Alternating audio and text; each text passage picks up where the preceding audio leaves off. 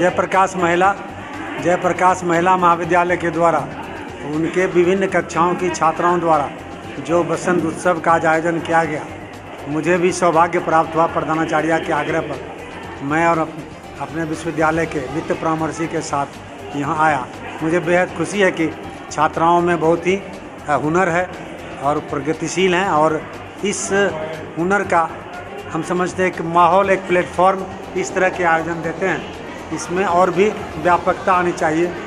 और मेरी शुभकामना है ऐसे छात्राओं के लिए कि जो समाज में, परिवार में, घर में जो चीज़ें बेकार पड़ी हुई हैं उनको जोड़ करके और वो सजाने की सामग्री बना रही हैं, और खान पान में भी वो निपुण हैं और किस तरह की चीज़ का वो आयोजन करती हैं। जैसे बैगन का वो हलवा बनाई, तो हलवा होता है, लेकिन बैगन का हलवा खाने का पहला सौभाग्य मुझे मिला। मैं उम्मीद करता हूँ कि इस तरह के आयोजन लगातार होंगे। एक शरद उत्सव हो, एक बसंत उत्सव हो और लगातार हो, और इसमें पाबंदी सिर्फ गृह विज्ञान का नहीं हो, तो सभी जितने विज्ञान हैं या समाज शास्त्र से जुड़े हुए हैं, क्योंकि शिक्षा से ही सामाजिक परिवर्तन होगा, शिक्षा से ही सामाजिक बदलाव होगा, और इसके ही माध्यम से हम समाज को एक नई दिशा और संदेश दे सकते हैं, तभी समाज बदलेगा। खरगोन में जो बड़े पैमाने पे नामांकन से वंचित छात्र हैं, उनके एडमिशन के लिए क्या कुछ सकारात्मक प्रयास? नहीं, मैं आपके इससे सहमत नहीं हूँ कि बड़े पैमाने पर नामांकन से वंचित छात्र हैं। हमारे पास जितनी सीट है और कुछ विषयों में ही छात्र चाहते हैं नामांकन, तो उस सीट में छात्रों के नामांकन लगभग 90-95% हो गए हैं। जो सीट कुछ विषयों में हैं जो छात्र के वो चाहत में नहीं है, चॉइस सब्जेक्ट नहीं है, जैसे फिलॉसफी हुआ, संस्कृत हुआ, उर्दू हुआ, ये सब जो कुछ सब्जेक्ट हैं, एंशिएंट इंडियन हिस्ट्री हुआ, उसमें 500 के 500 सीट खाली हैं।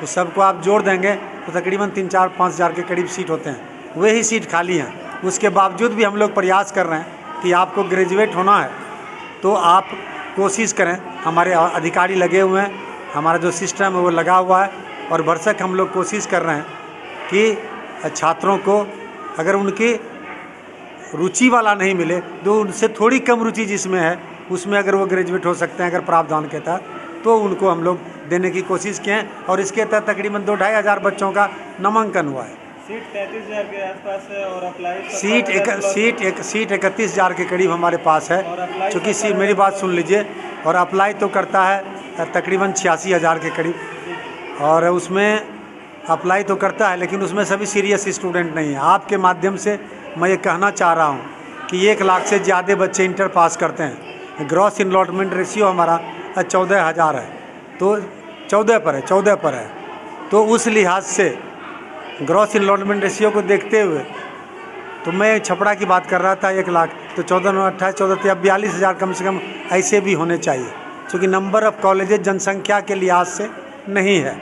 सरकारी योजनाओं का लाभ जो सैंक्शनड सीट के तहत बच्चे नामांकित हैं, सिर्फ उन्हें ही मिलता है। इसलिए अगर जिस महाविद्यालय में 68 सीट है तो 69 में एडमिशन नहीं हो सकता है उस विषय में, और बच्चे चाह रहे हैं कि मैं पॉलिटिकल साइंस ही पढूं, बच्चे चाहते हैं कि मैं हिस्ट्री ही पढूं, बच्चे चाहते हैं कि मैं होम साइंस ही पढूं, बच्चे चाहते हैं कि मैं साइकोलॉजी ही पढूं। इस लिहाज से जो है वो सीटें कुछ बची हुई हैं, लेकिन बच्चों को चाहिए जो बच्चे पिछले 5 महीने से इंतजार में हैं, उनके लिए क्या कुछ प्रयास है? नहीं, देखिए, जो 5 महीने जिनका नंबर नहीं आएगा तो उनको कैसे नाम लिखेंगे? अब जैसे जो बच्चे अगर आर्ट्स से वो विषय पढ़ के आए हैं, साइंस के बच्चे नहीं हैं, तो साइंस वालों का फिलॉसफी में एडमिशन होता है और भी दूसरे विषयों में होता है। तो जो आर्ट्स वाले हैं, तो एक ओपन सिस्टम तो है हमारे यहाँ। तत्काल हम लोगों ने बिहार सरकार से और भरपूर कोशिश किया है और कोशिश कर रहे हैं, उसकी पूरी विवरणी बना के दिए हैं कि, और 8 कॉलेज हम लोग अगले सत्र से चालू करेंगे, तो 8,000 सीट तो ऑटोमेटिकली बढ़ जाएगा हमारा। सीट वृद्धि के लिए राजभवन से कोई नहीं, राजभवन बिहार सरकार सीट वृद्धि करती है, क्योंकि सरकार को उसका देना पड़ता है पैसा और तमाम चीज़ें। तो हम लोगों ने इसके लिए प्रयास शुरू कर दिया है, डिमांड बना के कॉलेज से और शिक्षा विभाग में भेजे हैं। साथ ही साथ 8 कॉलेज को जो मान्यता दी जा रही है, तो उसमें अगर 1200 करके अगर एक सीट बढ़ेगा एक कॉलेज में, जो मैक्सिमम लिमिट है, तो तकरीबन 10-11 हज़ार सीट हमारा ऐसे ही बढ़ जाएगा। सर, एक आरोप लगा कि सचिव की शिफ्ट होकर वहाँ पे ये है।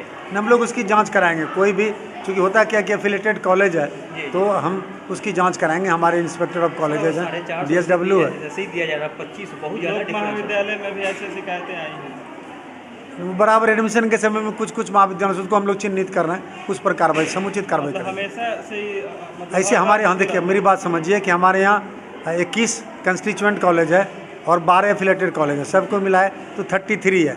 33 में 1-2 कॉलेज में इस तरह की अनियमितता देखने को मिल रही है, तो उन कॉलेज को हम लोग चिन्हित किए हैं और उस पर हम लोग सख्त कार्रवाई करेंगे। और आप लोगों का हम धन्यवाद, आप लोगों का में क्या होगा कार्रवाई जो विधि सम्मत होगा वही होगा ना, हम तो राजा नहीं ना, जो नियमानुसार। खबरों पर बने रहने के लिए बेल आइकन दबाना ना भूलें। लाइक और सब्सक्राइब करना ना भूलें।